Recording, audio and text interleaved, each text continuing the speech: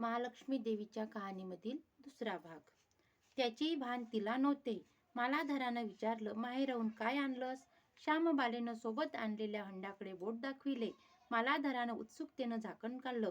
त्यात त्याला काय दिसलं? मिठाचे खडे. अगं वेडे, मिठाचे खडे कशाला आणलेस? इथं मिळत नाही का मीठ? मीठ मिळतं ना, पण हे मीठ माझ्या वडिलांच्या राज्यातलं आहे. वडिलांचे राज्य सौराष्ट्रात होतं. त्या शेजारच्या समुद्राचं आहे हे मीठ. समुद्र तीरावर दूरवर माझ्या वडिलांचे राज्य होतं. पण आज श्यामबालेच्या सांगण्यातली खोच राजानं हेरली. तो विचारात गुंतला. श्यामबाना म्हणाली, हे मीठ जीवनाचे अमृत आहे. अन्नाला चव येते ते मिठानंच. मीठ नसलेला पदार्थ अळणी. ज्यांचे मीठ खावं त्यांच्याशी इमानी असावं. त्याचं रक्षण करावं. कामात कसूर झाली तर प्रसंगी प्राणही द्यावे.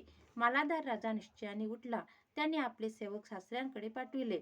त्यांना बोलावून घेतलं. भद्रस्रवाला काय झालं कळलं नाही. ताबडतोब तो जावयाकडे आला.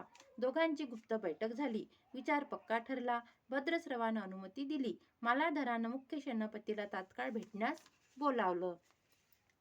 सेनापती आले. त्यांनी मालाधराला वंदन केले. आज्ञा करावी महाराज.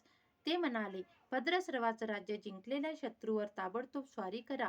प्रत्येक सैनिकाच्या हातावर हंड्यातला मिठाचा एक एक खडा ठेवा. शपथ घेऊन प्रत्येकाला झुंजायला सांगा. राजाची आज्ञा झाली तशी सेनापतीनं व्यवस्था केली. दुसरे दिवशी सोबत सेना घेऊन बेसावत शत्रूवर चाल केली. शत्रूच्या राज्यावर सारे सैनिक तुटून पडले.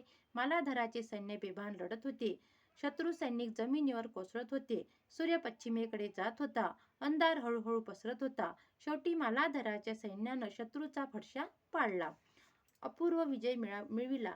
भद्रस्रवाचं राज्य पुन्हा मिळालं. मालाधराला व श्यामबालेला ही आनंदाची बातमी सेनापतीनं ताबडतोब कळविली.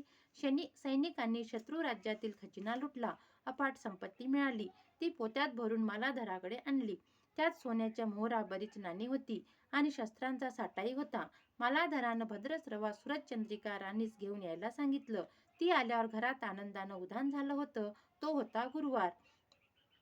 श्यामबालेनं लक्ष्मी व्रताची पूजा केली. आरती झाली. धूपदीपाचा सुगंध दरवळला. तिनं व तिच्या आईनं उपवास केला. रात्री देवीची आरती झाली. देवीला नैवेद्य दाखवून सर्वांनी पंचपक्वान्न जेवण केलं. मार्गशीर्ष महिन्यातला हा शेवटचा गुरुवार, लक्ष्मी व्रताचा शेवटचा दिवस, मंगल मुहूर्ताचा दिवस. मालाधरानं भद्रस्रवाचं राज्य त्यांच्या स्वाधीन केलं. त्यांना या व्रताची सांगता झाली. राजा राणी सौराष्ट्रात आले. सूरजचंद्रिकेनं पुन्हा लक्ष्मी व्रताचा वसा घेतला. तो आजन्म पाळला. घरची स्थिती सुधारली. राजाचे 7 पुत्र दूर देशाहून अचानक घरी आले. त्यांना पाहून आई वडिलांना आनंद झाला. या व्रतामुळे राजा राणी सुखी झाले. दुःखाचे वादळ सरले. अशी 60 उत्तरांची कहाणी. 5 उत्तरी सुफळ संपूर्ण.